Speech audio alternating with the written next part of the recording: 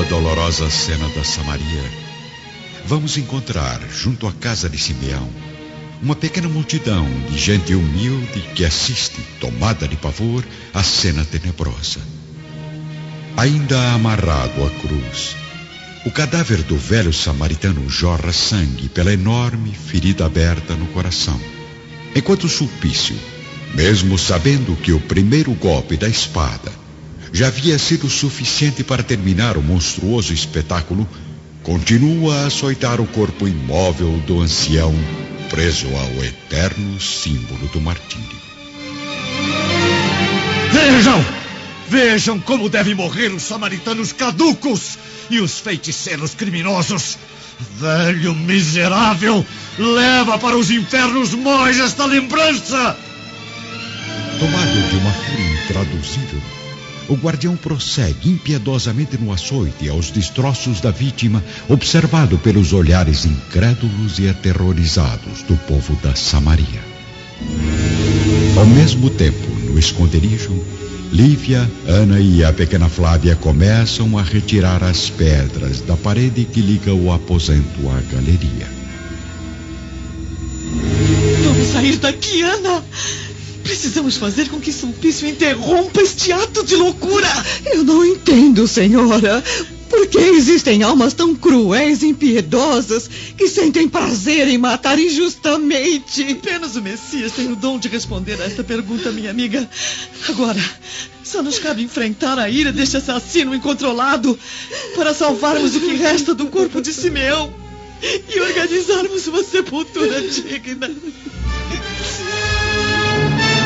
Enquanto Lívia, auxiliada por Ana e pela filhinha, continuam a retirar as pedras da parede, o guardião Sulpício prossegue lá fora em seu ato violento e inexplicável. Porém, realmente incompreensível é o que estaria por vir.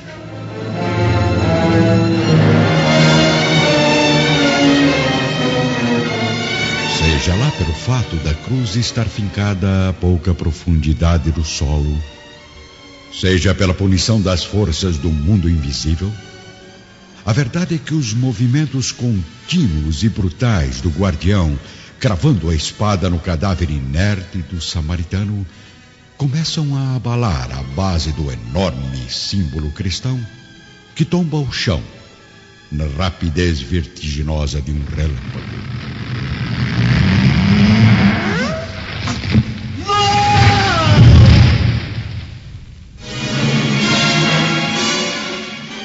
Sulpício ainda tenta evitar a morte horrível, pressentindo a dor por 1/1000 de segundo.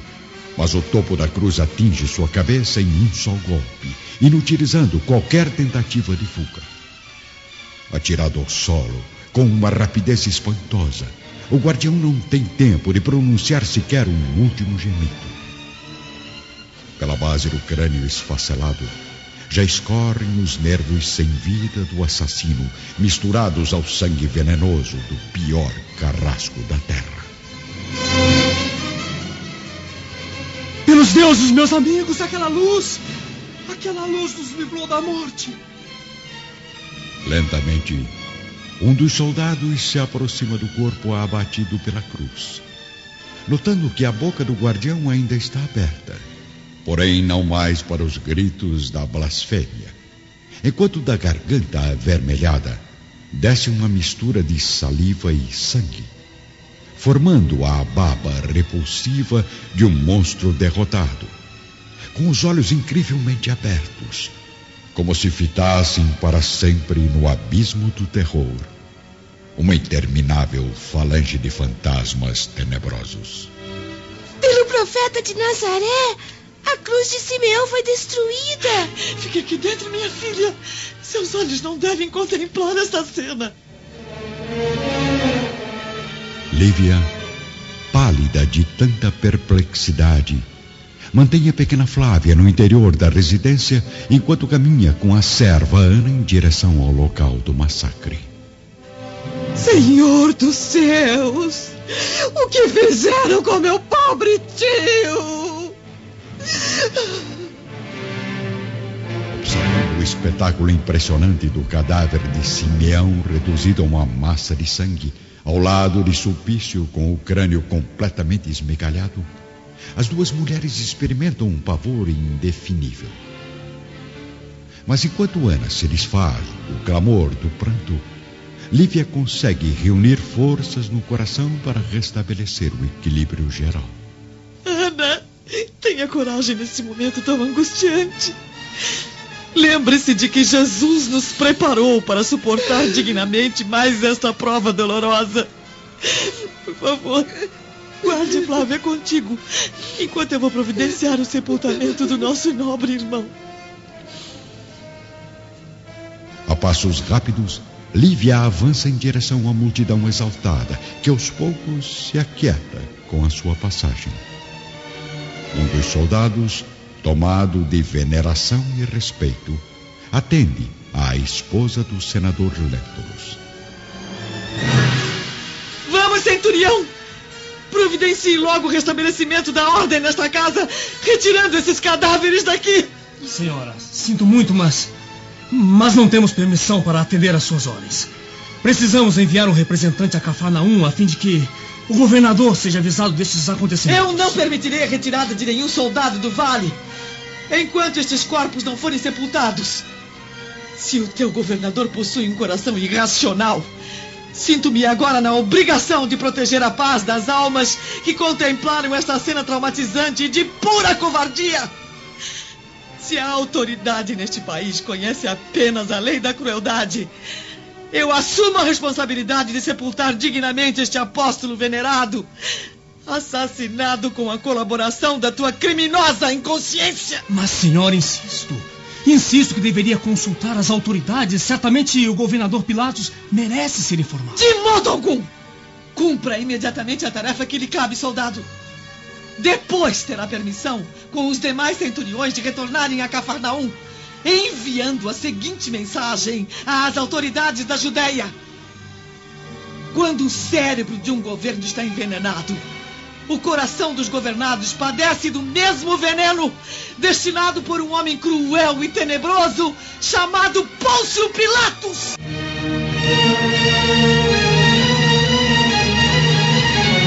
Reunidos no vale de Siquém, à frente da casa de Simeão, os soldados romanos, juntamente com Lívia e a pequena multidão de samaritanos, contemplam a chegada do anoitecer, observando a suave luz do crepúsculo iluminando a paisagem tranquila do horizonte. Vamos, soldados, retirem logo esses cadáveres daqui. Coloquem o corpo do velho Simeão sobre a mesa das orações, para que o povo traidor possa contemplar o resultado da sua omissão. Neste momento, os mesmos companheiros que haviam negado conhecer o mestre da Samaria se aproximam piedosamente do cadáver, cobrindo-o com flores campestres, beijando suas mãos frias e manchadas de sangue, arrependendo-se de tanta covardia e fraqueza. Agora, centuriões, retirem as pedras da galeria onde me abriguei contra a perversidade do seu chefe e comecem a preparar as sepulturas antes que anoiteça.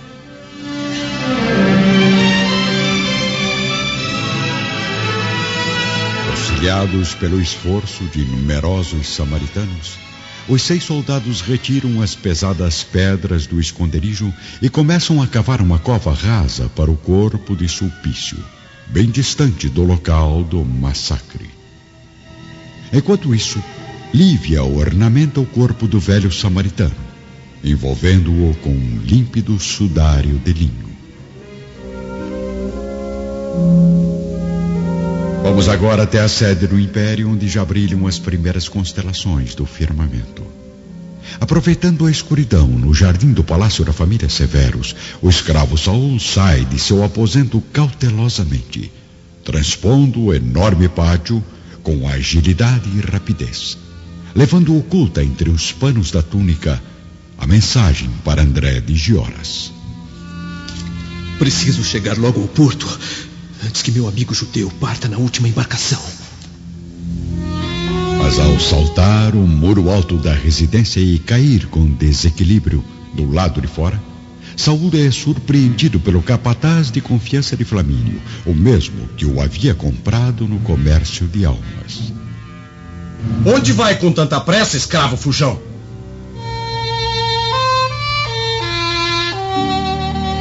Ao mesmo tempo, na Samaria, sob a claridade de algumas tochas, sopram perfumadas as brisas leves da noite formosa e estrelada de há 2000 anos. No instante de transportarem os restos mortais do ancião, Lívia faz questão de reunir todos ali presentes para uma oração ao Senhor. Ajoelhando-se junto ao banco humilde e tosco, onde tantas vezes sentou-se o velho apóstolo para transmitir as lições do profeta, a esposa do senador Lentulus comove até mesmo os soldados romanos, que acompanham com reverência as palavras da nobre senhora.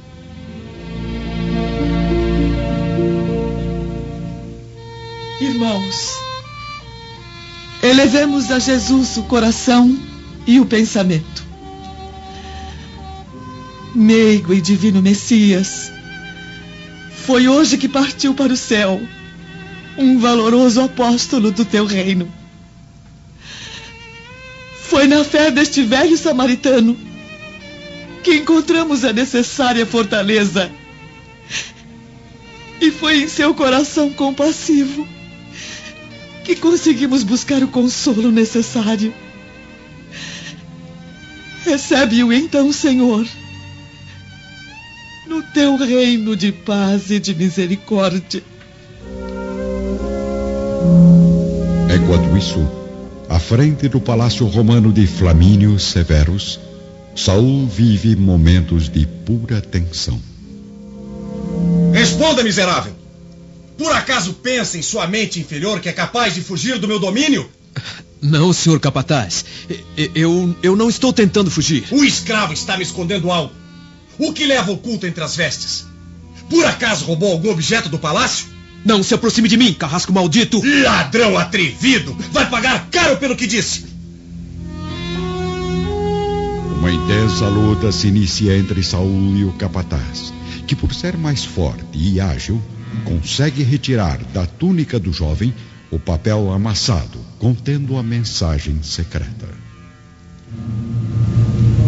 Que segredo é este que guarda com tanta determinação, judeu? Na paisagem harmoniosa da noite da Samaria, Lívia prossegue em sua prece, ouvida com emoção pelos samaritanos e pelos centuriões. Senhor, ampara em teus braços acolhedores o nosso bondoso irmão nas claridades do paraíso. E que nós, exilados na saudade e na amargura, aprendamos a lição luminosa do teu valoroso apóstolo da Samaria. Endereçamos igualmente nossa súplica pelo algoz, que não hesitou em menosprezar tuas leis de fraternidade e amor, martirizando um inocente, e que foi arrebatado pela morte para ser julgado no Tribunal Supremo. Quanto a nós, que permanecemos neste mundo cercado de ameaças e provações, ajuda-nos, Senhor, para que compreendamos e pratiquemos os teus ensinos.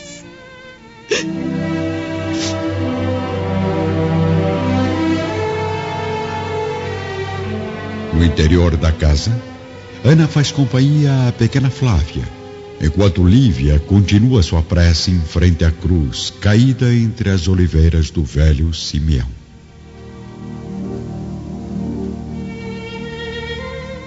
O que está vendo lá fora, Ana? Tudo parece tão silencioso. É incrível, Flavinha. Jamais imaginei que a senhora Lívia tivesse tanta força e coragem a ponto de comover os samaritanos e centuriões através de orações tão profundas. Só o papai não se comove mais com suas palavras carinhosas. Por que, Ana? Por que os dois não estão mais unidos como antigamente?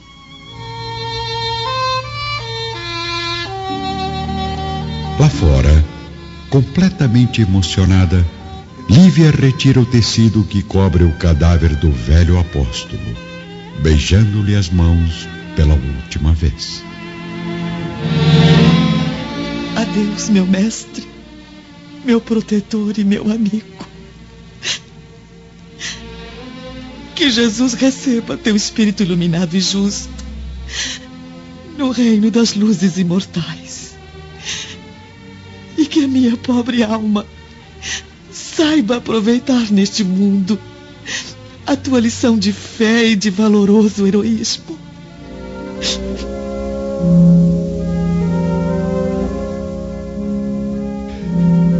Simultaneamente, num beco deserto, próximo ao palácio da família Severus, Saul é levado energicamente pelo capataz em direção ao cárcere.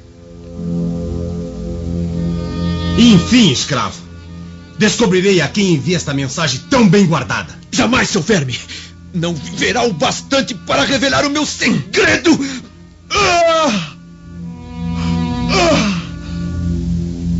Num ato de extrema rapidez e coragem, Saul consegue se desvencilhar do guarda, cravando violentamente em seu peito um pequeno punhal, fabricado por ele mesmo na oficina do palácio. O capataz é pego de surpresa e não consegue reagir, desabando no chão frio e úmido da calçada deserta.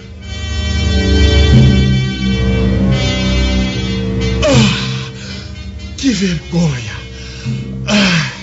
Morrer pelas mãos de um jovem judeu amaldiçoado!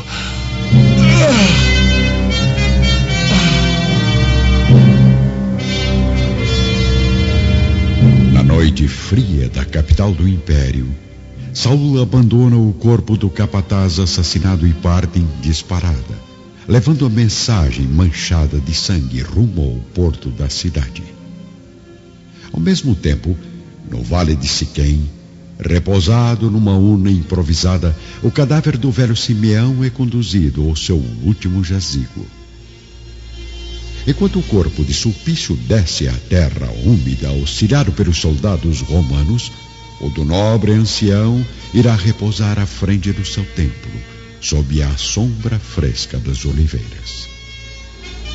Logo ao raiar da aurora, Lívia, Ana e a filha retiram-se definitivamente do vale, acompanhadas por um vizinho de Simeão, encaminhando-se de volta a Cafarnaum, onde vão descansar dos dolorosos golpes que suas almas sensíveis sofreram neste dia inesquecível. Dias depois, o governador Pilatos, já informado de todos os pormenores da tragédia, está em companhia de alguns auxiliares administrativos no Palácio da Samaria. Pelos deuses, todos parecem estar contra mim. Acabo de perder meu melhor guardião naquela terra de assassinos. E agora sinto que estou sendo atacado por poderosos inimigos. Mas se o senador Lentulus e sua esposa imaginam nas mentes caluniosas que têm o poder de ameaçar minha posição no império, estão profundamente enganados. Amigos, estamos diante de uma batalha contra a mentira e a intriga política de Públio Lentulus. Mas já sei como cortar o mal pela raiz. Ao mesmo tempo, em Cafarnaum, vamos acompanhar o regresso do senador ao lar, após meses de excursão pela Palestina, sem enviar uma só notícia à família. Lívia, angustiada e ansiosa por contar logo ao marido tudo o que aconteceu durante a sua longa ausência, aproxima-se de Públio, que começa a ouvir o relato silenciosamente. Não imagina como fico aliviada com o seu regresso, meu marido. Fatos muito tristes ocorreram nos últimos dias, durante uma viagem que precisei fazer com urgência até o Vale de Siquém. O que houve?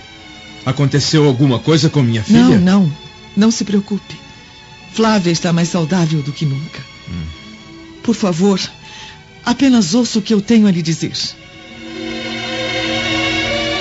Lívia prossegue sua narrativa. E à medida que revela ao marido os detalhes dos acontecimentos, ele sente o coração cada vez mais tomado de revolta contra o governador da Judéia. Não muito distante da residência de Públio Lentulus, o governador Pilatos está agora na sacada do Palácio da Samaria, realizando um discurso à massa de humildes que se reúnem à frente do edifício. Povo miserável e criminoso! Pagarão caro pela morte de Sulpício Tarquínios! Soldados, apresentem à corja de infelizes o primeiro samaritano que estava no Vale de Siquém no dia do massacre. Olhem bem para este ancião desequilibrado, um dos companheiros de Simeão.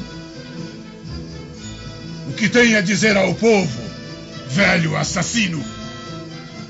É culpado ou inocente da morte do guardião Sulpício? Minha única culpa foi a de ter traído o nobre apóstolo do Messias, junto com dezenas de irmãos que aqui estão. Não, governador. Ninguém deve ser culpado pela morte merecida daquele carrasco das trevas. Então, também não sentirei culpa por matar um assassino confesso. Morra, miserável! Você será o primeiro de muitos! Dominado pela fúria, o próprio governador da Judéia apunhala o velho samaritano no peito, observado pela multidão horrorizada e incrédula que acompanha o corpo do ancião despencar da varanda do palácio sob o olhar cínico e vingativo de Pôncio Pilatos. Em Jerusalém, no sítio afastado, André de Gioras está agora junto ao pequeno Marcos, um bebê sadio, bem alimentado, porém cada vez mais carente de amor e de afeto materno.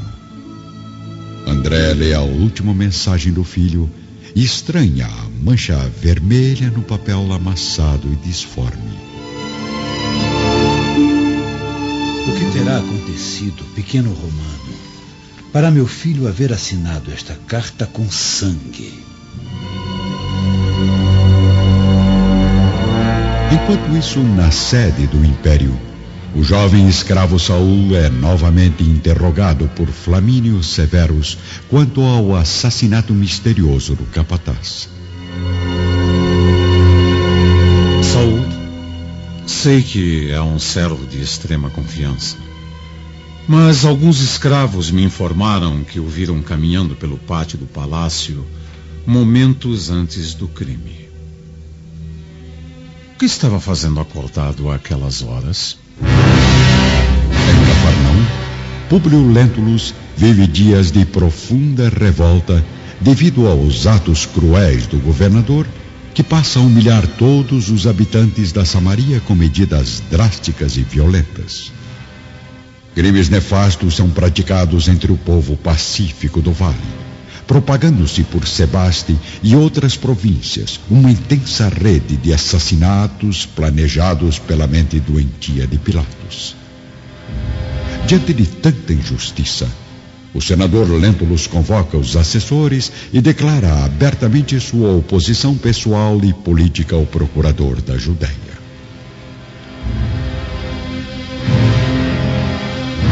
Amigos, não vacilemos um só segundo. Devemos fazer o possível para processar este malfeitor como quem persegue o mais impiedoso dos inimigos. Dispensando os companheiros, o senador permanece sozinho em seu gabinete, projetando na mente as consequências da sua decisão. Ao mesmo tempo, Lívia entra delicadamente, dirigindo-se com total reverência ao marido. Desculpe, Públio. Está muito ocupado. O senador não consegue resistir ao olhar sensibilizado da mulher angustiada, como se por alguns segundos esquecesse todas as provas de deslealdade e desejasse apenas acolhê-la nos braços. Mas Públio Lentulus é, acima de tudo, um fruto do seu tempo, da sua educação e do seu meio social. Por favor, meu marido, ouça minhas explicações ao menos uma vez. Sei que deve ter profundos motivos para não me aceitar como esposa. Mas conceda-me o direito de revelar tudo o que tenho guardado no coração e que, acredite, é a mais pura e singela verdade. Lívia, eu me alegro com a sua atitude e rogo aos deuses pela sua edificação. Seus atos simbolizam para mim a realidade da sua regeneração, depois da vergonhosa queda moral que pude ver com os meus próprios olhos. Mas, como sabe, a sua figura de esposa já não existe mais para mim. Contudo, respeito ainda a mãe dos meus filhos, sentindo-me confortado por saber que ela ostenta agora uma repulsa, ainda que tardia, por esse homem cruel, o qual pôde conhecer tão profundamente na intimidade do seu gabinete privado. Desiludida e torturada ainda mais no seu martírio moral, Lívia retorna ao lar, onde se ajoelha à frente da pequena cruz, com a alma completamente ferida pelo desânimo. Sozinha permanece no quarto por algumas horas, meditando angustiosamente. Mas no auge da sua comoção, percebe que a lembrança do humilde apóstolo da Samaria irradia uma luz branda e resplandecente em torno do crucifixo na parede. Filha, não esperes da terra a felicidade que o mundo não pode te oferecer. Espera, porém, o reino da misericórdia divina, porque nas moradas do Senhor há bastante luz para que floresçam as mais santificadas esperanças do teu coração maternal.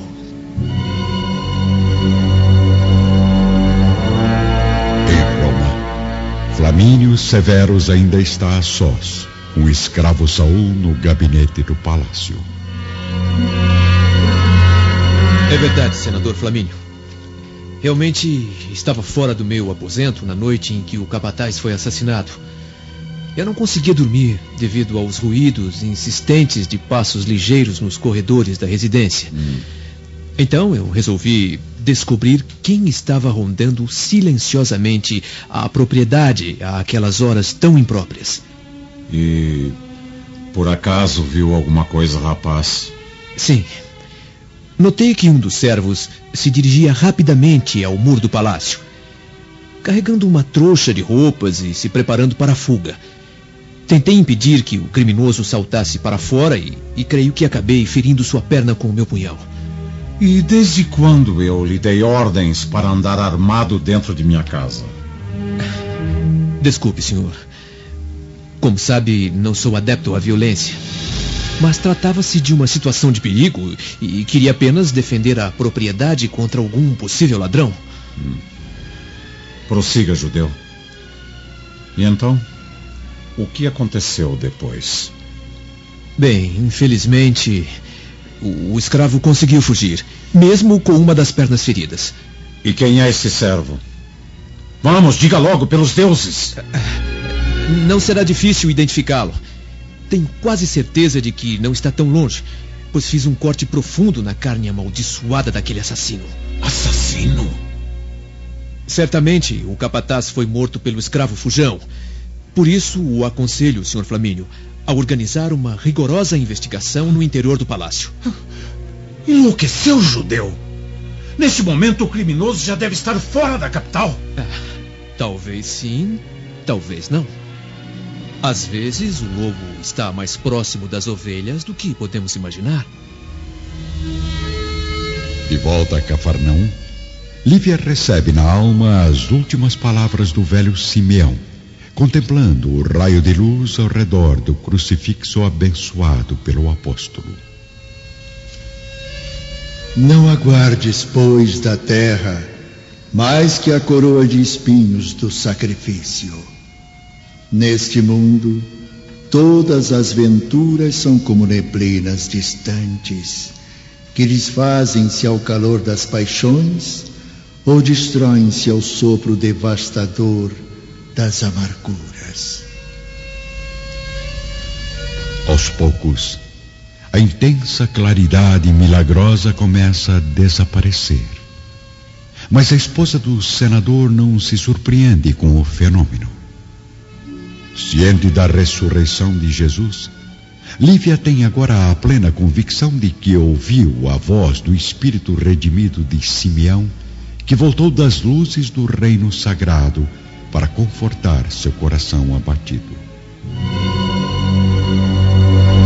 Na noite seguinte, após haver convencido o patrão de que o assassino do capataz poderia estar ainda no palácio, o jovem Saul começa a executar o seu plano cruel e arriscado. Sozinho em seu aposento, ele afia a lâmina do punhal com uma pedra de mármore, tendo o rosto escondido por uma máscara de tecido negro. Agora vou mostrar para aquele verme qual é a raça inferior. Saul deixa o quarto, cautelosamente, caminhando como um felino à procura da caça, exibindo apenas os olhos brilhantes, vingativos, e com o resto do corpo oculto por uma sinistra túnica negra. Ele se dirige ao estábulo abandonado do palácio, onde o escravo rival costuma dormir sozinho, acomodado entre o feno macio. Aproximando-se da vítima em movimentos ágeis e determinados, o jovem judeu tem consciência de que não pode falhar. Iluminando a face do servo com uma vela, certifica-se de que é o mesmo que o insultou na sua chegada a Roma, defendendo a soberania de Públio Lentulus e menosprezando a raça judaica. Não há mais dúvidas. E no momento, Saul não tem escolha. Precisa encontrar logo um culpado pelo assassinato do capataz e a figura ideal está bem à sua frente. Uma faixa de tecido resistente é amarrada com rapidez na boca do escravo, enquanto uma punhalada rápida e certeira atinge sua perna direita. O servo ferido mal consegue observar um vulto negro sumir na paisagem, despertando violentamente de um sono tranquilo para um pesadelo insuportável e real. Saul retorna ao aposento sem ser notado por nenhum guardião. A vítima permanece em silêncio. Não consegue se livrar do pano amarrado entre os dentes, nem tem mais forças para reagir e gritar por socorro, pois acaba desmaiando de dor.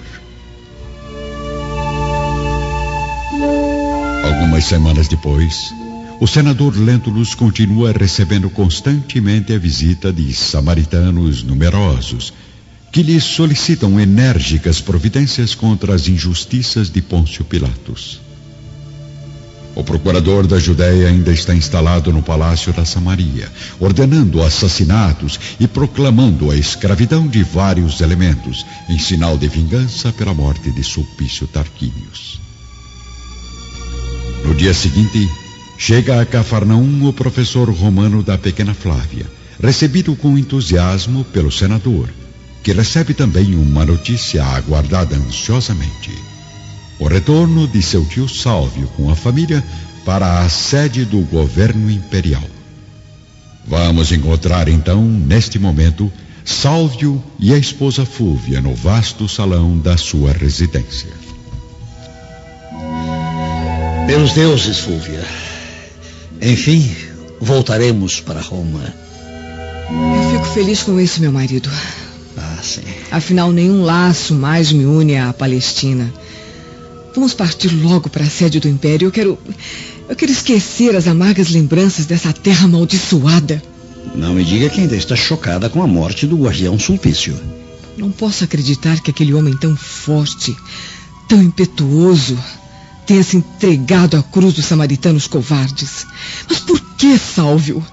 Por que logo Sulpício Tarquínios, quando existem tantas almas traidoras que realmente merecem o castigo dos deuses? Por acaso, Fúvia, Você está me fazendo uma confissão? Sim, meu marido. Creio que já está na hora de saber a verdade. Sim. Então diga. Diga com quem me traiu, esposa infiel. Eu fui cortejada inúmeras vezes por um homem, mas jamais ousei trair a sua honra. Esse indivíduo cruel, esse indivíduo indigno, é quem deveria certamente ter morrido no lugar do guardião. Sim. E quem é este miserável? Pôncio Pilatos.